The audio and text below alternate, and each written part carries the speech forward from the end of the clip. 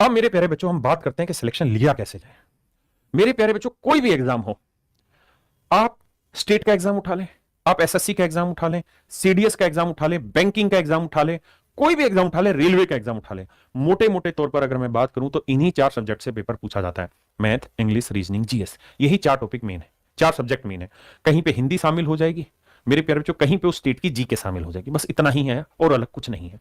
मेरे प्यारे बच्चों यह भी एक बहुत बड़ी मूर्खता है यह सोचना कि कांस्टेबल का पेपर आसान होगा और सीजीएल मेंस मुश्किल होगा, जबकि इससे उल्टी धाराएं बहती है। Delhi police head constable ministerial का जो पेपर था वो सबसे मुश्किल था, जबकि सीजीएल का जो पेपर है वो बहुत आसान है।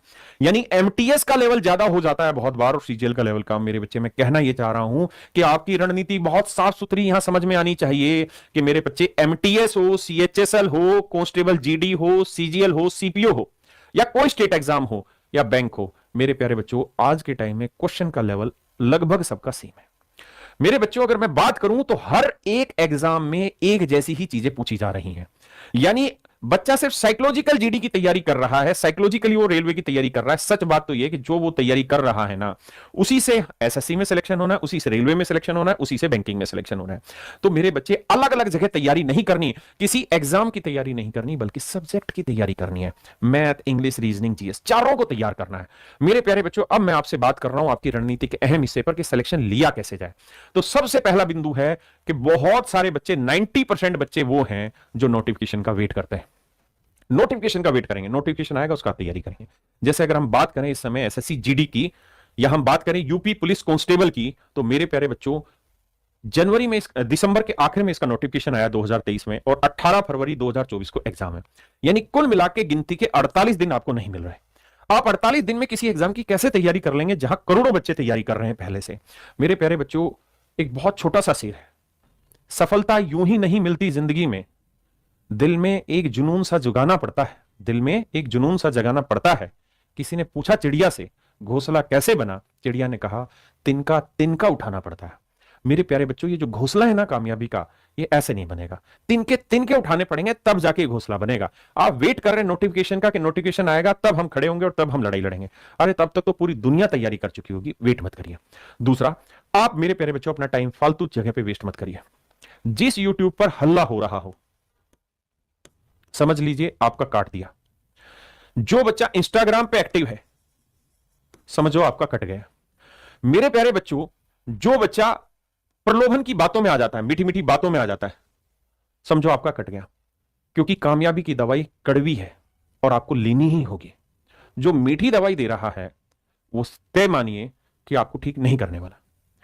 तीसरा बिंदु आता है मेरे प्यारे बच्चों टाइमली रिवाइज। अगर आप तैयारी कर रहे हैं तो आपकी चीजें टाइमली रिवाइज होती रहें, वरना होता क्या है कि बच्चा तैयार तो बहुत कुछ कर लेता है लेकिन जब समेटने की बारी आती तो समेट नहीं पाता। टाइमली रिवीजन जरूरी है। टाइमली रिवीजन कैसे किया जाए ये मैं भी आगे डिस्कस कर रहा हूं। आगे है मेरे प्यारे बच्चों पेशेंस, कंसिस्टेंसी और डेडिकेशन। ये तीनों ऐसे शब्द हैं, एक साथ हैं, एक जैसे हैं लेकिन फिर भी अलग हैं। लेकिन जब तक तीनों नहीं मिलेंगे तब तक सफलता नहीं मिलेगी। अगर कंसिस्टेंसी आ गई, डेडिकेशन आ गया, पेशेंस नहीं है तब भी दिक्कत है। अगर पेशेंस है, कंसिस्टेंसी है लेकिन डेडिकेशन नहीं है तब भी दिक्कत है। इन तीनों शब्दों का आना आपके सिलेक्शन के लिए जरूरी है मेरे बच्चे। मेरे प्यारे बच्चों अब आपको मछली की आंख दिखाई देनी चाहिए और मछली की आंख चार है, मैथ, रीजनिंग, इंग्लिश और जीएस।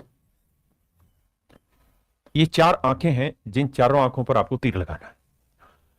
हर एग्जाम में यही चार आंखें आपके सामने दिखाई देगी। मेरे प्यारे बच्चों मैं सबसे बड़ी आंख की बात कर रहा हूं जीएस की। मैंने आपको बताया सीजीएल प्री की कट ऑफ 172 है। 172 है तो मैं ये मान के चल रहा हूं कि मैथ में आप कोचिंग लेने के बाद या अपनी तैयारी के बाद हर बच्चा 45 प्लस नंबर लाएगा ही लाएगा। हर एक बच्चा नंबर इतनी तो कोशिश करेगा ही करेगा कि 45 से ज्यादा नंबर रहे। रीजनिंग में भी मेरे बच्चे मैं मान के चल रहा हूं कि 45 से ज्यादा नंबर उस बच्चे के रहे। मैं मान के चल रहा हूं कि इंग्लिश में उस बच्चे के जो नंबर हैं वो 40 से 45 की रेंज में हो, क्योंकि मैथ इतना आसान है, मैथ और इंग्लिश, जहां 45 से 50 के बीच में आसानी से वेरी किया जा सकता है। कोई एक छोटी सी मिस्टेक हो तो बात अलग है। मेरे बच्चे अब सारा मामला आता है जीएस पे। अगर आपकी जीएस 10 से 20 नंबर में है तो आप यहां कितनी भी कोचिंग ले लो, कितनी भी मेहनत कर लो, फेल है। अगर आपकी जीएस 20 से 30 नंबर के बीच में है तो मामला हल्का हल्का सरकेगा लेकिन फिर भी दिक्कत है। लेकिन मेरे प्यारे बच्चों अगर आपका जीएस का स्कोर 30 से 40 के बीच में है तो आपको कोई माइका लाल नहीं ला सकता सिलेक्शन लेने से। यानी सिलेक्शन लेने के लिए इस रेंज में हर एक को जीएस को लाना होगा। मैथ, रीजनिंग, इंग्लिश, हर बच्चा 50 में 50 नहीं ला सकता, लेकिन हर बच्चा 45 प्लस नंबर ला सकता है, इसमें कोई दो राय नहीं है। बहुत आसान है, छोटी सी रणनीति के तहत आ जाता है। लेकिन मैं चर्चा कर रहा हूं आपके साथ जीएस की। जीएस में अगर आप 30 से 40 वाली रेंज में नहीं आए तो दिक्कत में फंस जाएंगे।